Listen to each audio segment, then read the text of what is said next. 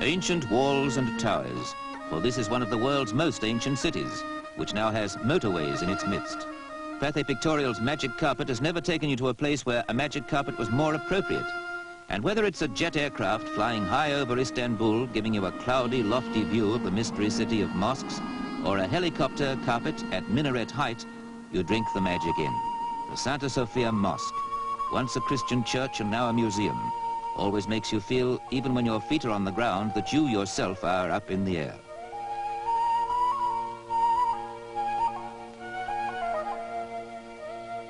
The Golden Horn and the Galata Bridge, where at ferryboat level, they say, you'll meet everyone in the world who deserves to be called a human being, which seems unfair because here it's a man's world. Women are mostly veiled or hidden away. This is the gateway to Asia. This is Europe's last tentative outpost. It shows its ambivalence mainly by male predominance. But Istanbul largely consists of exciting waterways.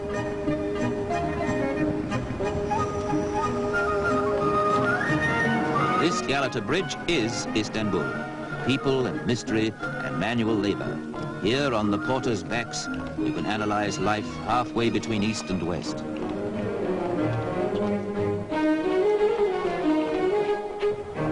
You'll learn the secret of this strange place as readily from the pelican as you will from its mysterious but most hospitable inhabitants. Halfway house life, Europe and Asia. And a really lovely thing, sweet, fresh fish.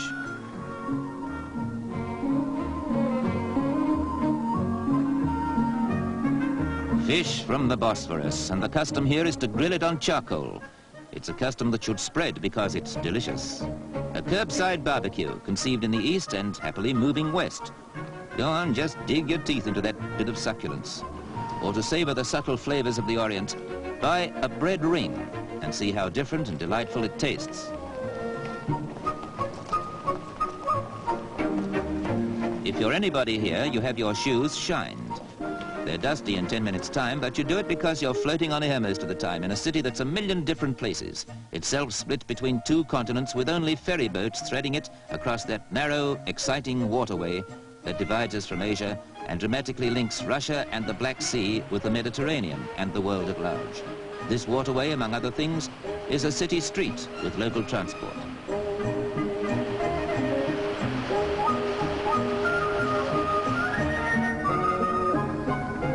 What a mix-up of an ancient and a modern city it is. What a smoky beacon at the crossroads of east and west and north and south. What a fascinating series of contradictions and enigmas. Mosques like this crumbled here in earthquakes, and wooden houses were built by Sultan's command to resist such destruction. From on high you can see the hybrid results because some huddled streets survived, while fire in turn cleared acres of wooden buildings for these bold new concepts. Istanbul is a patchwork quilt on the shores of a waterway even more fascinating than it is itself.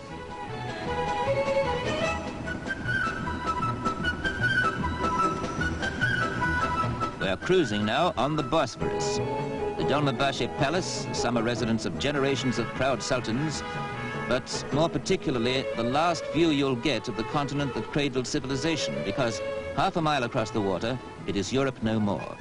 See the walls they built round the last bastion, Byzantium, later to be Constantinople, the Roman Empire's capital, now Istanbul, a city that is more eternal than Rome itself, which though changing, keeps its origins and its essence intact as it grows.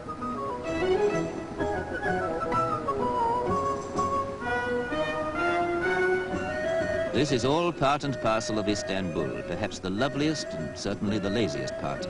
For Istanbul has now stretched out to occupy the whole 17-mile length of this fisherman's paradise. And look, those fish are still alive.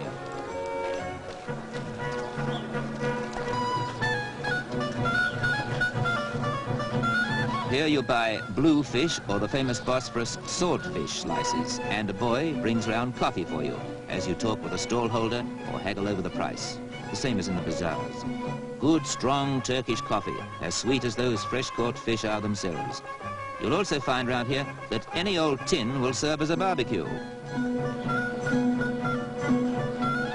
This scene could be on the Cornish coast or somewhere remote, and it's hard to believe it's part of a sprawling city that the Crusaders knew, a strategic point on the map of the world, besieged in turn by Goths and Huns, Slavs and Arabs, and finally captured 500 years ago, when this castle was built by the Turkish Sultan Mohammed the Conqueror.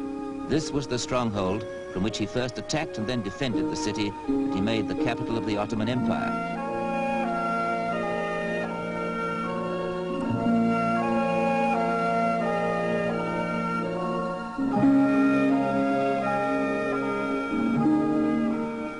You keep thinking this narrow sea is a river, forgetting it's the frontier between continents, and that the far bank is a land mass stretching to India, Burma, China, and the Pacific Ocean.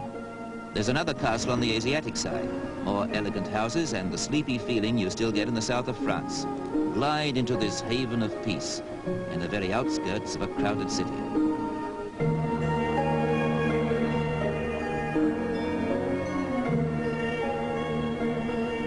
At intervals, you will hear the call of prayer to remind you that you're in a land of mosques and minarets.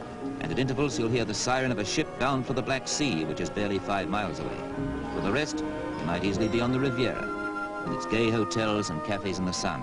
Istanbul and the Bosphorus have all this.